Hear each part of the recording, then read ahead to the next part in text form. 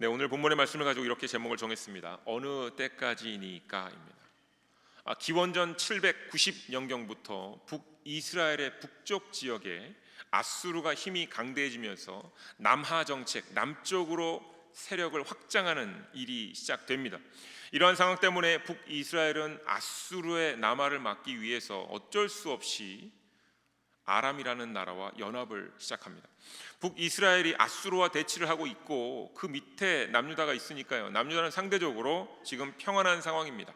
어느 누가 공격하는 사람도 없고 북이스라엘과 싸우고 있었는데 북이스라엘은 지금 전쟁에 정신이 팔려 있으니 남유다는 아주 정치적으로 군사적으로 안정된 상황 속에서 솔로몬 왕 때만큼이나 이스라엘 영토가 확장되기 시작합니다. 자, 이 당시 남유다에 대한 이야기는 역대하 26장에도 잘 기록되어져 있습니다. 그 말씀도 함께 보도록 하지요. 역대하 26장 4절과 5절 말씀입니다. 자, 이렇게 기록되어 있습니다. 우시아가 그의 아버지 아마샤의 모든 행위대로 여호와 보시기에 정직하게 행하며 하나님의 묵시를 밝히 아는 스가랴가 사는 날에 하나님을 찾았고 그가 여호와를 찾는 동안에는 하나님이 형통하게 하셨더라. 아멘. 우시아 왕이 남유다에서 정직하게 하나님 앞에서 행했다라는 겁니다. 또한 스가랴 선지자가 있는 동안에 우시아 왕이 하나님을 열심으로 찾았다라는 말씀입니다. 자, 이런 말씀들도 또 기록되어 있습니다. 남유다가 강성했음이 역대하 26장에 또 기록되어 있습니다. 6절부터 8절입니다. 우시아가 나가서 블레셋 사람들과 싸우고 가드 성벽과 아브네 성벽과 아스돗 성벽을 헐고 아스돗 땅과 블레셋 사람들 가운데 성을 들을 건축하매 하나님이 그를 도우사 블레셋 사람들과 구르바알에 거주하는 아라비아 사람들과 마온 사람들을 치게 하신지라. 암몬 사람들이 우시아에게 조공을 바치매 우시아가 매우 강성하여 이름이 애굽 변방까지 퍼졌더라. 아멘. 자, 남유다는요 지금 굉장히 번창하는 나라입니다. 블레셋, 가드, 아스돗까지 세력을 확장하고 있고요. 성경 말씀을 보았더니 하나님이 그를 도우셨다 이렇게 말씀에 기록하고 있습니다. 하나님께서 그를 도우셔서 아라비아 사람들, 마온 사람들과의 다툼에서도 승리를 경험케 하셨고요. 심지어 암몬 사람들이 우시아에게 조공을 바치는 일까지 일어납니다. 자, 이 남유다는요 우시아 왕태의 정치, 경제, 군사적으로 힘이 강하였던 시기였습니다. 자, 이 시대적인 상황이 이렇게 전개되고 있었습니다. 자, 그런데 이사야서 6장 1절에 이렇게 말씀이 시작합니다. 우시아 왕이 죽던 해에, 우시아 왕이 죽던 해에 내가 본즉 주께서 높이 들린 보좌에 앉으셨는데 그의 옷자락은 성전에 가득하였고. 자, 우시아 왕이 죽었다라는 것을 이 이사야서 6장 1절이 우리에게 알려줍니다. 우시아 왕이 죽었습니다. 잘 번창하던 나라의 왕이 죽었습니다. 그런데 이때의 동시에 하나님께서 환상 가운데 이사야에게 그의 사명을 알려주시는 사건이 기록되어져 있습니다.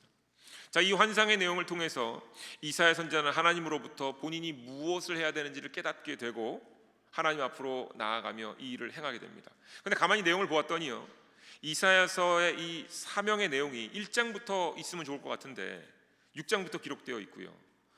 1장부터 5장에는 그럼 또 어떤 내용들이 있는가 가만히 봤더니 여러분의 이해를 좀 도와드리기 위해 설명을 드리자면 1장부터 5장까지의 내용은 사명을 받을 때의 시대 상황입니다. 그러니까 1장부터 5장의 내용이 중요해요. 중요한 만큼 그 상황 가운데 하나님께서 사명을 받는 내용을 6장에 우리로 하여금 알게 하신 부분입니다. 시대적인 상황을 되짚어 보면 정말로 우시아 왕이 정직하고 하나님을 잘 찾은 것 같아요. 번창했지요. 하나님께서 왕을 또한 도우셨다라는 기록의 말씀도 우리가 잊지 않을 것입니다. 그런데 그 동일한 본문입니다. 역대하 26장 19절에 우시아 왕의 죽음에 대한 기록이 함께 기록되어져 있습니다. 그 내용이 이렇습니다.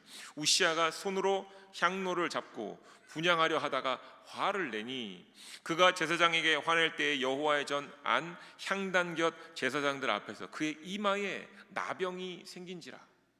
자, 우시아 왕이 죽게 된 이유는 바로 이것 때문입니다. 마치 사울 왕처럼 왕으로서는 하지 말아야 할 권한이 넘는 일을 하다가 병에 걸립니다. 그리고 이 나병 때문에 결국 그는 죽게 됩니다. 자, 우시아 왕이 남유다를 다스리는 동안에 정말로 남유다가 하나님 보시기 깨끗하고 거룩하지 않았던 것을 보여주는 본문의 말씀이기도 합니다. 이사야서 1장 2절에 1장부터 5장까지가 이 시대 상황을 보여주는 말씀이라고 설명을 드렸지요. 1장 2절 말씀이요, 여호와께서 말씀하시기를 내가 자식을 양육하였거늘 그들이 나를 거역하였도다, 이렇게 말씀에 기록한 것을 보면 우시야가 때때로 하나님 말씀에 정직하였고 하나님 말씀을 따랐고 하나님을 찾았고 하나님 도움을 받기는 했지만 종합적으로 보면 그들이 남유다가 하나님을 따르지 않았다라는 겁니다. 때로 정직히 행하는 때도 있었을 겁니다. 하나님의 도움도 받았을 겁니다. 그렇지만 북이스라엘과 남유다는 모두 하나님의 뜻을 온전히 헤아리지 않고 그 가운데 제사는 드리고 있었다라는 겁니다. 하나님 말씀의 의미도 모른 채 제사를 드리면서 본인들끼리 모이기에 힘썼다라는 겁니다. 본인들이 모여서 제사를 드리고 또한 여러 가지 절기 행사를 하면서 본인들 스스로 만족했다라는 겁니다. 제사를 받으신 하나님이 누구신지도 모르면서 의식만을 열심히 지키며 본인들의 의를 드러내고 자랑하기 바빴다라는 겁니다. 자, 그래서 지난주에 이런 말씀을 나눴습니다. 이사야서 1장 통해서 하나님께서 무엇이라 말씀하셨냐면 스스로 씻고 스스로 깨끗하게 하라, 이렇게 말씀을 하셨습니다. 하나님의 말씀의 의미를 헤아려서 지금 바로 하나님의 말씀을 행하라 라는 설명이었습니다. 하나님의 말씀을 속으로만 생각하지 말라는 것이고요, 하나님의 말씀을 알고 있는 것에 만족만 하고 있지 말라는 겁니다. 하나님의 말씀대로 행할 것을 지금 해야 되는데 그것을 미루어 두지 말라는 겁니다. 바쁘다는 핑계로, 형편을 핑계로 미루어 두지 말라는 겁니다. 오늘 지금 하나님 말씀을 아는 만큼, 사람마다 다를 수 있겠지만 그 아는 만큼 직접 우리의 손과 발에 넣어서 행동으로 옮기라라는 것입니다. 이것이 스스로를 씻고 스스로 깨끗하게 하라는 말씀의 의미였습니다. 자, 그런데 남유다 백성이 어떻게 했다고요? 하나님의 말씀을 알고만 있고 행동을 하지 않았다라는 것이고요, 하나님의 말씀을 머리로만 묵상하고 있었다라는 겁니다. 계속 머리로만 곱씹고 있었다라는 겁니다. 하나님의 말씀대로 행동해야 될 것을 알았는데, 보았는데, 확인했는데 그것을 계속 미루어뒀다는 겁니다. 오늘은 바쁘니까, 오늘은 정신이 없으니까, 오늘은 여러 가지 다른 일들이 있으니까 이거는 나중에 해야지, 나중에 읽어야지, 나중에 해야지, 이런 식으로 계속 미뤄두었기에 결국 하나님께서 남유다를 이제는 더 이상 못 기다리겠다, 내가 이제 그들을 심판하겠다라는 겁니다. 하나님께서 기다려 주신 거예요. 그 나라가 부국 강병을 이루었던 것, 그 나라가 확장하면서 많은 경제적인 부를, 명예를 얻었던 것도 사실 하나님께서 기다려 주셨다라는 겁니다. 그 가운데 그들이 잘했기 때문에 받은 상이 아닙니다. 그런데 이제 하나님께서 이제 이거 그만 받겠다, 지친다 하시는 겁니다. 자, 이것을 성경은 어떻게 묘사하고 있는가 하면요, 1장부터 5장 사이에 이런 구절들이 참 많이 있습니다. 먼저는 2장 6절부터 8절의 내용을 함께 보도록 하겠습니다. 주께서 주의 백성 야곱 족속을 버리셨음은 그들에게 동방 풍속이 가득하며 그들이 블레셋 사람들 같이 점을 치며 이방인과 더불어 손을 잡아 언약하였음이라. 그 땅에는 그 은금이 가득하고 보화가 무한하며 그 땅에는 마필이 가득하고 병거가 무수하며 그 땅에는 우상도 가득하므로 그들이 자기 손으로 짓고 자기 손가락으로 만든 것을 경배하여. 아멘. 자, 성경이 그들의 삶을 이렇게 묘사하고 있는 겁니다.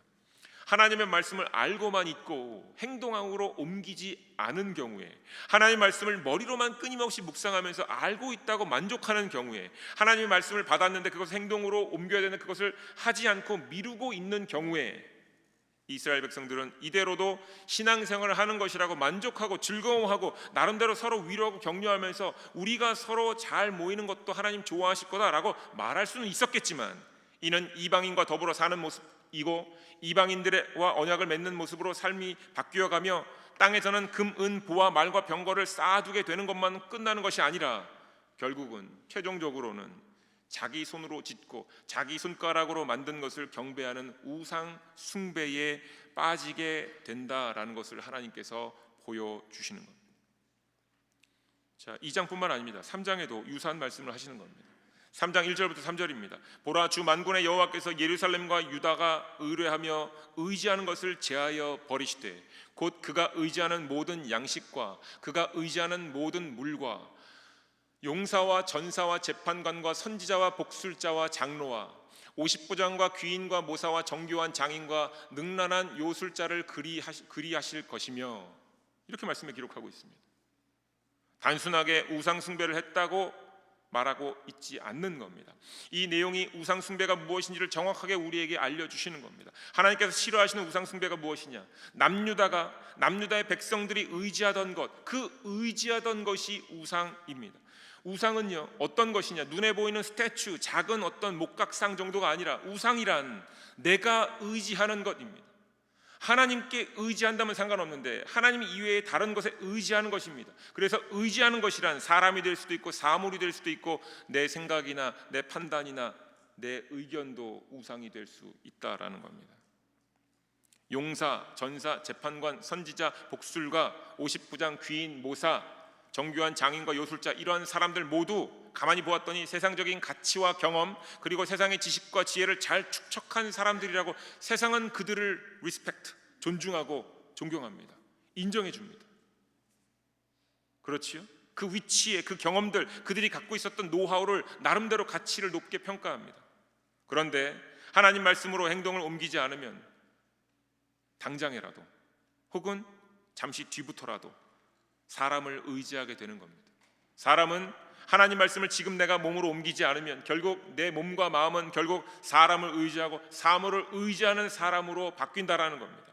사람, 사물, 생각, 경험 등을 하나님보다 먼저 선택하는 사람이 되고 이러한 사람은 결국엔 우상을 섬기는 사람으로 전락하고 만다라는 겁니다.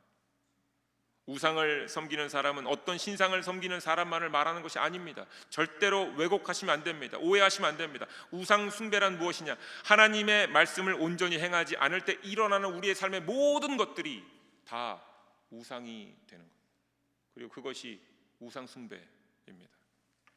아마 이렇게 말씀하실 분이 있을지도 모르겠습니다. 목사님, 하나님 말씀을 행하지 않았다고 해서 우리가 우상을 섬기는 사람이 되는 것은 아니지 않을까요? 그렇게 쉽게 우상 숭배를 할 수 있을까요? 라고 말씀하신 분들이 계실지도 모르겠습니다.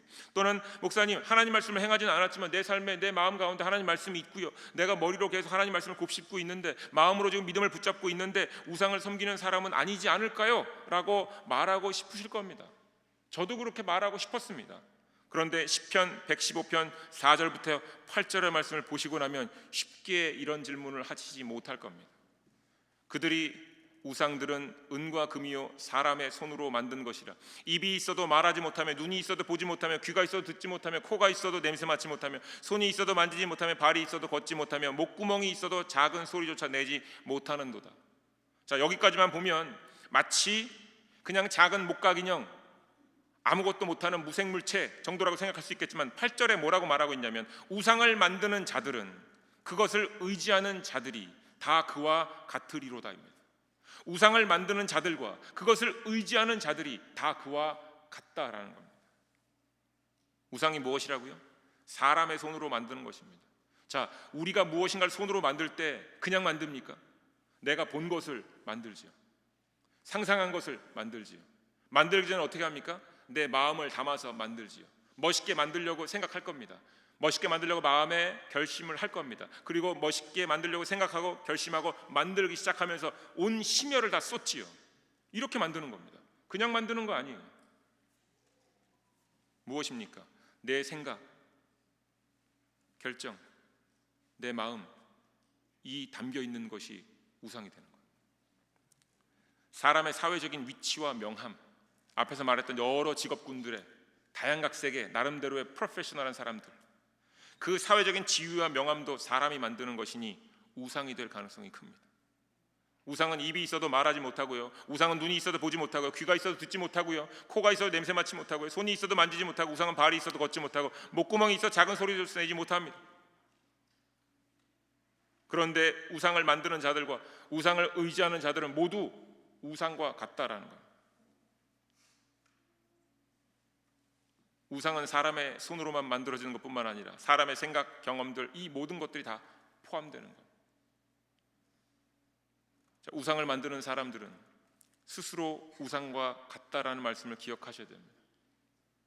하나님의 말씀은 운동력이 있고 생명력이 있는데 그 말씀을 받은 우리가 하나님의 말씀에 운동력을 없는 것으로, 하나님 말씀에 생명력을 얻는 것으로 만들어버리면, 아무 행동을 하지 않을 때에 하나님의 생명력 있는 말씀과 운동력 있는 말씀을 내가 아무 행동도 안 하고 아무 제스처도 취하지 않음과 동시에 어떻게 해요? 생명력 없는 것으로, 운동력 없는 것으로 만들어버리는 겁니다.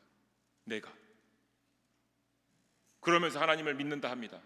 다시 말해서 하나님을 우상 섬기듯 섬기는 겁니다. 하나님을 우상으로 만들어 버리는 것이고요. 결국 내가 우상이 되는 거예요. 내 몸의 주인은 나니까 내가 결정하겠다라는 거예요.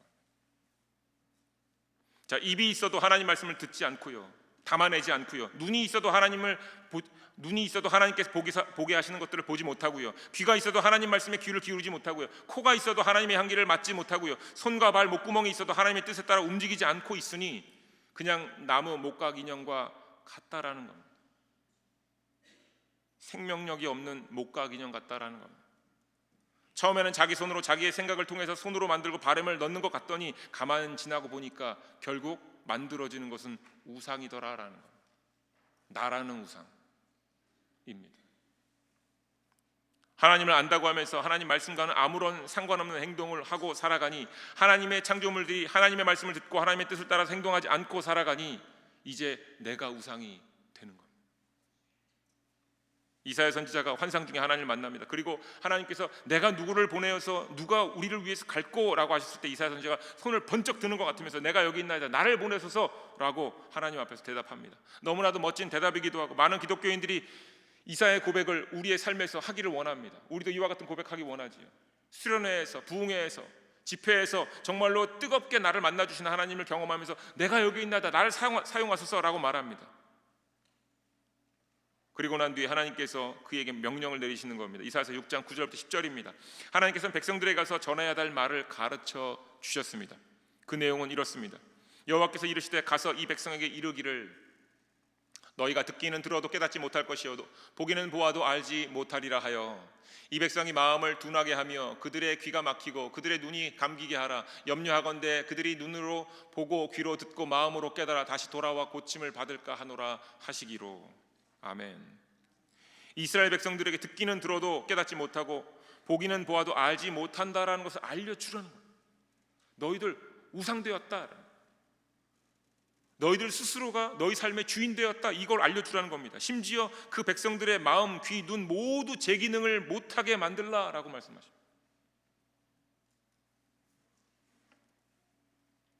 뭔가 이렇게 부딪히는 것들이 있지요. 지금 말씀을 들으면서 우상의 정의가 무엇인지 다시 한번 생각해 보십시오. 시편 115편의 말씀.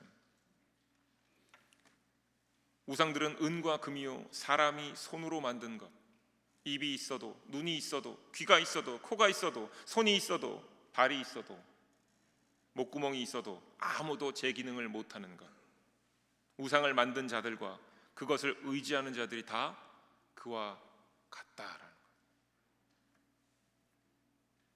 하나님 말씀이 놀랍습니다.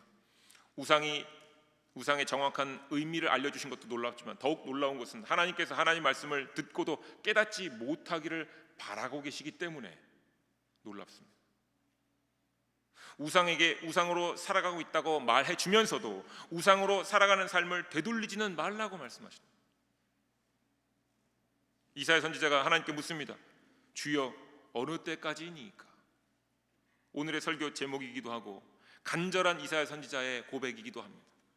이사야 선지자가 하나님께 물은 질문의 의미는 이런 겁니다. 언제까지 우상이 되어버린 사람들에게 우상이 되어서 살아가고 있음을 말해주면서도 깨닫지 못하게 될 것이다 라고 말해줘야 하는 겁니까? 결국엔 그들이 깨닫지 못할 것이라면 제가 계속 이야기해야 되겠습니까? 한두 번 하고 멈추어도 되지 않겠습니까? 이런 의미인 겁니다. 하나님께서 이스라엘 백성들로 하여금 다시 고침을 받지 않기를 원하신다라면 이것을 언제까지 얘기해 줘야 되겠습니까? 얘기 안 해도 되지 않겠습니까? 라는 겁니다. 이사야 선지자는 하나님께서 이스라엘 백성들을 심판하시는 상황인 것을 알고 있지요. 그리고 이스라엘 백성들이 자신의 손으로 만든 것을 섬기면서 스스로 손으로 만든 것이 되고 싶어하는 것도 알았습니다. 이것이 우상이고 우상이 된 사람들을 하나님께서 심판하실 것을 선포하는 것이 자신의 사명임을 알았습니다. 그런데 동시에 너무나도 궁금한 겁니다. 너무나도 이상한 겁니다. 심판을 선포하면서 심판의 대가로 너희 다 죽을 것이다 라고 선포하면 될 것 같은데, 이렇게만 하고 끝내면 될 것 같은데 깨닫지 못할 것이다 라고 계속 알려줘야 되고 다시 고침을 받지 원치 않으신다라는 것도 계속 알려줘야 되니 이사야 선지자는 너무 이 상황이 의아하고 이해하기 힘들었을 겁니다. 그래서 묻는 겁니다. 하나님, 이 도대체 이해 안 되는 메시지를 어느 때까지 선포해야 됩니까? 하나님, 언제까지 제가 이것 하면 되겠습니까? 어느 정도까지 하면 괜찮을까요? 그랬더니 하나님께서 11절과 12절에서 이렇게 말씀하시는 겁니다. 성읍들을 황폐하며 주면이 없으며 가옥들에는 사람이 없고 이 토지는 황폐하게 되며 여호와께서 사람들을 멀리 옮기셔서 이 땅 가운데 황폐한 곳이 많을 때까지니라. 자, 언제까지라고요? 가만히 내용을 보았더니요, 완전히 황폐해져서 더 이상 이 땅에 사람들이 살 수 없는 상황이 될 때까지 이 얘기를 계속 하라는 얘기입니다. 멈추지 말고.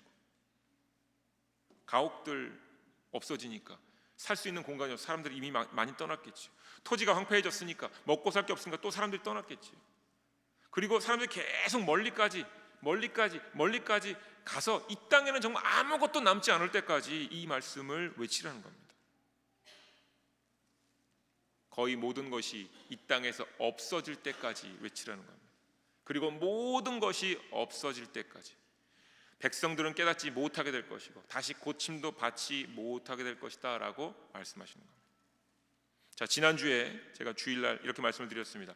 하나님의 심판, 그러면 하나님께서는 상벌을 주시는 것처럼 마치 심판, 모든 걸 다 평가하시고 정죄하시고 깨끗하게 죽이시고 멸하실 것 같은데, 그런데 가만히 하나님의 심판의 내용을 보았더니 하나님은 계속 남기시더라라는 겁니다. 하나님의 심판은 없애는 게 아니고 남기는 겁니다. 소수이지만 남기는 겁니다. 그리고 오늘의 본 말씀을 통해서 하나님께서 우리에게 주시는 것은요, 하나님의 심판을 통해서 남은 사람들은 반드시 깨닫게 될 것이 있다라는 겁니다. 그것이 무엇인가 하면 바로 하나님을 믿는 우리의 믿음이란 우리의 노력으로 얻어진 것이 아니라 노력 없이 거저받은 선물이라는 것을 깨닫게 하신다라는 겁니다. 우리가요, 많은 사람들이 하나님의 말씀을 믿는다라고 말하죠. 여러분, 하나님 말씀 믿으십니까? 아멘. 맞습니다. 우리가 믿습니다. 이렇게 얘기하죠. 때로 우리들은요, 하나님 말씀을 따르지는 못하지만 하나님 말씀을 알고 있습니다 라고 말합니다. 그렇죠. 제가 하나님 말씀 알고 있습니다. 그런데 하나님께서는 하나님을 믿는다면 행동할 수밖에 없다고 말씀하십니다. 우리가 하나님의 말씀을 믿습니다. 그리고 하나님 말씀을 믿고 따르지는 못하지만 하나님 말씀을 알고 있습니다 라고 하지만 하나님께서는 나의 말을 믿는다면 행동할 수밖에 없다 이렇게 말씀하시는 거예요. 하나님께서는 하나님 말씀을 안다면 하나님 말씀을 따르지 않을 수 없는 존재가 바로 사람이다 이렇게 말씀하시는 겁니다. 그리고 솔로몬의 삶의 마지막에 전도서 12장을 통해 다시금 이와 같은 고백을 하게 하십니다. 전도서 12장 13절과 14절입니다. 일의 결국을 다 들었으니 하나님을 경외하고 그의 명령을 지킬지어다. 행동하라는 일이죠. 이것이 모든 사람의 본분이니라. 그리고 전도서 12장에 제일 마지막, 인생은 다 덧없다라고 했던 그 본문 가운데 제일 마지막 구절이 이 내용입니다. 하나님은 모든 행위와 모든 은밀한 일을 선악간에 심판하시리라. 아멘. 하나님을 경외한다면 행동하게 되어 있다라는 겁니다. 더욱이 하나님께서는 모든 행위와 은밀한 일을 선악간에 심판하시는 것이다 라고 말합니다. 하나님의 심판 무엇입니까? 무엇을 심판하신다고요? 그 안에 믿음이 있나 없나 마음만 보신다가 아니에요. 믿음이 있다면 행동으로 드러났을 테니까 그 행위를 보시겠다라는 거예요. 사람에게 행위가 없을 수 있지만 행위가 없다면 믿음은 있지만 행위를 못한 것뿐입니다 라고 말할 수 없다라는 겁니다. 변명할 수 없다라는 겁니다. 사람에게 행위가 없을 수 있지만 행위가 없다면 그는 내 믿음을 갖고 있지 않다라는 거예요. 사랑하는 교회 여러분, 우리가 생각해 보아야 합니다. 이사야 선지자가 하나님 말씀을 선포할 때 사람들은 무슨 생각을 하고 있었을까요? 오늘 제가 이 하나님 말씀을 여러분에게 선포하고 있는데 여러분 지금 어떤 생각을 갖고 계십니까? 아니요, 행동을 할 수 없지만 내 안에 믿음이 있습니다. 내 안에 하나님을 향한 믿음이 있습니다 라고 말하고 싶으시지요. 마찬가지 아닐까요? 이사야 선지자가 하나님 말씀을 선포할 때 사람들은 분명히 이렇게 생각했을 겁니다. 자신들도 하나님 말씀을 안다고 생각했을 겁니다. 자신들도 하나님 말씀을 나름대로 지키고 있다고 얘기했을 겁니다. 그것 때문에 본인들이 제사를 지내고 본인들이 회당에 모이는 일을 하고 있을 거라고, 제사장에 모일 거라고 얘기했을 겁니다. 우리도 지금 이와 같은 모임도 갖고 말씀도 나누고 서로 어려운 사람 도와주고 있지 않습니까? 라고 할 겁니다. 하나님의 율법을 잘 실천하고 있음을 증명하고자 많은 모임들에 더욱더 열심히 참여했었을 겁니다. 그러면서 이렇게 생각했을 거예요. 나에게 믿음이 있다. 조금 다르게 설명해 보면 우상이 뭐라고요? 내 손으로 뭔가를 만드는 거잖아요. 네? 내 믿음을 내가 손으로 붙잡고 있다. 혹은 내 믿음을 내가 노력하여서 내 믿음을 자라게 할 수 있다. 내가 열심히 교회 가는 것, 이걸 통해 내가 믿음이 자랄 수 있다. 내가 뭔가 더 하면서 내 믿음을 성장시킬 수 있다. 생각이죠? 마음이죠? 내 몸을 움직이고 있죠. 우리는 어떤 사람입니까? 은혜에 리액션하는 사람들. 하나님의 은혜에 우리가 액션하는 게 아니고요, 리액션만 할 수 있는 사람들입니다. 그런데 어느 순간부터 액션하기 시작하면 하나님 은혜를 내 것으로 여기고 내가 원할 때 얻을 수 있는 것으로 착각합니다. 노력하면 얻을 수 있는 것이라고 착각합니다. 하나님께서 말씀하시는 겁니다. 그 사람들이, 남유다의 백성들이 우상이 되었다, 이렇게 말씀하시는 겁니다. 믿음을 자신의 것이라고 여기는 사람들, 믿음을 노력하면 키울 수 있을 것이라고 여기는 사람들, 모두 다 우상이 되었다라는 겁니다. 말씀을 가지고 지금 하나님께서 나에게 말씀하시는 것을 온전히 깨닫지 못하는데, 귀는 있는데, 눈은 있는데, 마음은 있는데, 어느 것 하나 하나님 뜻 가운데 온전히 따라가지 못하면서도 믿음이 있다라고 생각하는 사람들, 그 사람에게 모든 것이 황폐해지는 것을 경험케 하시겠다라는 거예요. 그래서 말씀하시는 겁니다. 언제까지 이 얘기를 하라고? 모든 것이 사라질 때까지. 모든 것이 사라질 때 행동 없는 믿음의 결말이 무엇인지를 이 땅에서 보여주시겠다는 거예요. 분명히 하나님께서 이렇게 선포하시면 사람들이 하나님 제가 믿음이 있으니까요, 도와주세요, 살려주세요, 구원해주세요, 기도합니다, 간절히 기도합니다, 눈물도 흘리고 콧물도 흘리고 막 도와주세요 하죠. 하나님께서 말씀하시는 거예요. 살고자 내 믿음을 나 스스로 키울 수 있다고 생각하고 노력하고 있으니 그것은 내가 준 믿음은 아니다, 이렇게 얘기하십니다. 어느 때 이것을 제대로 알 수 있느냐? 마치 천지창조 때 아무것도 없던 그 시절, 그때로 돌아가면 비로소 사람들이 우리의 의지와 노력과 고통으로는 아무것도 이룰 수 없구나. 믿음은 하나님께서 주신 선물이자 은혜이구나. 이거를 경험케 하시겠다는 겁니다. 그래서 언제까지 이것을 선포하느냐? 이 땅이 완전히 황폐해져서 아무것도 남지 않을 때 비로소 하나님, 우리는 아무것도 할 수 없는 존재군요 라는 것을 그제서야 비로소 남은 자들에게 깨닫게 하시겠다라는 겁니다. 마지막에 남은 것이 그루터기인데요, 그루터기는 뿌리와 연결된 나무의 가장 아랫부분입니다. 예수님께서 말씀하시길 예수님은 나무고 제자들은 가지다, 우리는 가지다 말씀하셨어요. 그래서 그 나무에 붙어 있으라고, 그래야만 열매를 맺는다라고 하셨습니다. 우리 스스로는 열매를 못 맺는다고 하신 겁니다. 사람은요, 가지이지 뿌리도 아니고 그루터기도 아닙니다.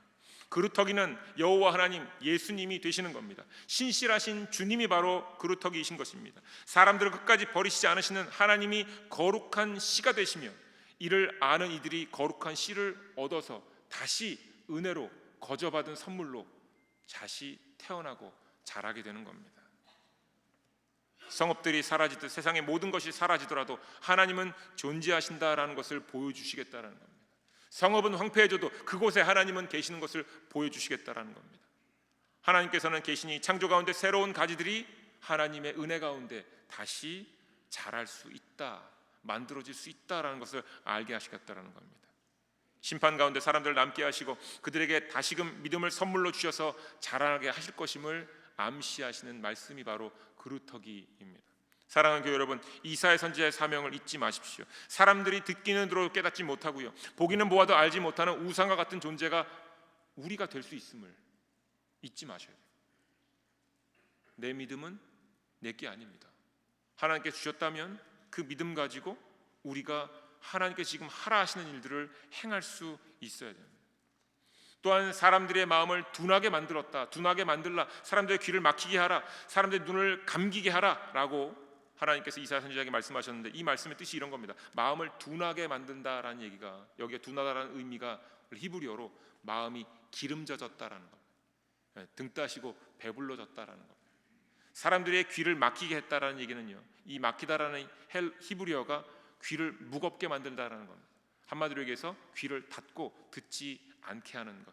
그 다음에 눈을 감기게 했다라는 것은 무엇이냐, 그냥 눈을 손으로 이렇게 쓸어 담는 거나 아니면 이렇게 눈을 막는다 정도가 아니라, 이 감기다가 히브리어로 기쁘게 하다입니다. 눈을 기쁘게 하라라는 겁니다. 다시 말하면 이 땅의 모든 것들의 마음이 있다면 하나님 얘기가 아무리 선포되어도 본인 마음이 기름져져서, 본인 귀가 무거워져서, 본인 눈이 내가 기쁜 것들만 계속 쫓아가고 있으니 안 들리고 안 보이고 아무것도 이루지 못할 것이다라는 말씀입니다. 이사야 선지자가 사람들을 우상의 상태로 머물게 할 능력이 있겠습니까? 아니요, 이사야 선지자는 그런 능력이 없습니다. 하나님께서 손으로 만든 모든 우상들이 어떻게 사라지는지 이사야 선지자에게 보여주신 겁니다. 그리고는 스스로 우상이 되어가는 사람들을 보여주시고요, 우리에게도 오늘 이 말씀을 보여주시면서 우리에게 말씀하시는 겁니다. 하나님만이 창조주로서 세상에 남으시고 모든 것이 다 사라질 존재임을 알고 살라고 말씀하시는 겁니다. 그러니까 어떤 것도 우리의 손으로 만들지 말라고 하시고요, 어떤 것도 우리의 애쓰면서 우리 것으로 만들려고 노력하지 말라는 겁니다. 그것이 결국 우리를 거짓된 길, 거짓된 믿음으로 이끌어서, 심지어 믿음도 우리 거라고 생각하고 내가 간절히 노력하고 간절히 하나님께 매달리면 하나님 들어주시지 않을까라는 생각, 마치 하나님께서 거저 주신 선물을 가지고 마치 이것을 내가 잘만 활용하면 내 삶이 조금 나아지지 않을까라는 생각, 이와 같은 생각에서 멀어지라는 겁니다. 하나님의 말씀으로 행하는 것만 이 땅에서 믿음으로 남고 나머지 것들은 모두 사라지는 것임을 다시금 확실히 깨달으라라는 것을 이사야 선지자에게 알려주시고 우리에게도 알려주십니다. 더욱이 이러한 하나님의 심판과 그 뜻을 마지막까지 알리라고 하시는 겁니다. 우리가 때로 이와 같은 명령이 있다면 우리 조금 실천해 보다가 지루해지거나 귀찮아지면 멈추지요. 내가 복음을 전해야 될 사람이 있는데 한두 번 전하다가 이 사람 반응이 조금 시큰둥하거나 아니면 불편해하거나 좀 내 얘기를 잔소리처럼 여기면 우리가 멈추지요. 멈추지 말란 얘기예요.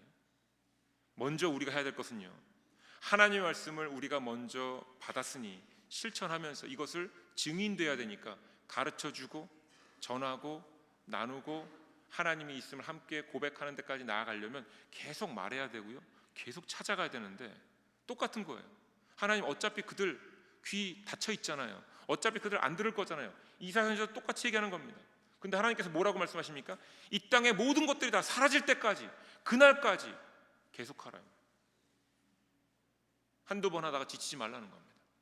귀찮아도 누군가 나에게 손가락질을 하거나 침을 뱉거나 나한테 욕을 하거나 하더라도 끝까지 나아가라는 거예요. 멈추지 말라는 겁니다. 멈추는 그 순간에 그 사람에게 선포하는 메시지만 멈추는 것이 아니라 나도 함께 우상을 섬기는 사람이 된다는 거예요. 땅끝까지 이르러 내 증인이 되라고 했는데 내가 살고 있는 이곳에서 증인의 삶을 살아야 되는데 어떻게 해요? 귀찮으니까, 답답하니까, 관계를 가지면 나만 괜히 복잡해지는 것 같으니까 멈춰요. 그러면 그 순간에 생명력 있는 하나님 말씀, 운동력 있는 하나님 말씀을 나 스스로 멈추게 했으니 내가 나 스스로의 주인이 되어 내가 나 스스로 우상이 되는 겁니다. 언제까지 이걸 하라고요? 우리 생명이 다할 때까지. 하나님께서 이 세상을 완벽하게 쓸어서 처음의 상태로 돌려놓으시기 전까지 하라는 겁니다. 우상이 무엇인지 전해야 하고요, 우상이 되지 말도록 경고하라는 겁니다. 우리 친구들에게, 자녀들에게, 야, 그렇게 열심히 일하는 것도 좋은데 그러다가 혹시 네가 네 삶의 우상이 될 수 있어. 네 삶의 주인이 네 스스로가 될 수가 있어. 프로모션도 좋지만 너무 거기에 집중하다 보면 영혼이 상실되어감을 모를 수 있어. 정신 차려야 돼. 이것을 멈추지 말라는 거예요. 사랑하는 교회 여러분, 행동 없는 믿음은 우상을 믿는 믿음과 동일합니다. 우리의 손으로 만든 믿음은요, 진짜 믿음의 능력을 상실해 버렸기에 진짜 믿음이 아닙니다. 하나님께 주시는 믿음은 선물이며 이 선물은 사람을 움직이게 합니다. 이것을 잊지 마시고 지금 우리의 믿음과 우리의 믿음의 상태와 한번 비교해 보십시오. 우리의 믿음이 우상을 믿는 믿음이라면 남을 수 없음을 깨달으셔야 됩니다. 하나님께서 이 땅을 하나님의 뜻으로 쓸어버리실 때에 우리도 함께 쓸려 없어지는 겁니다.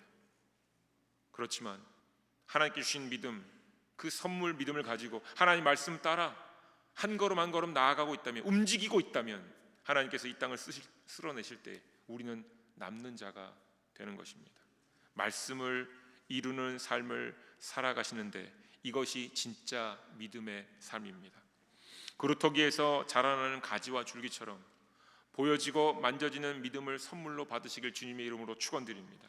또한 행동으로 옮기는 믿음으로써 여러분이 정말 하나님의 자녀이자 하나님의 말씀이 살아있는 원동력과 운동력과 생명력이 있다는 걸 친히 경험하시고 증거하시는 모두가 되시길 주님의 이름으로 축원드립니다.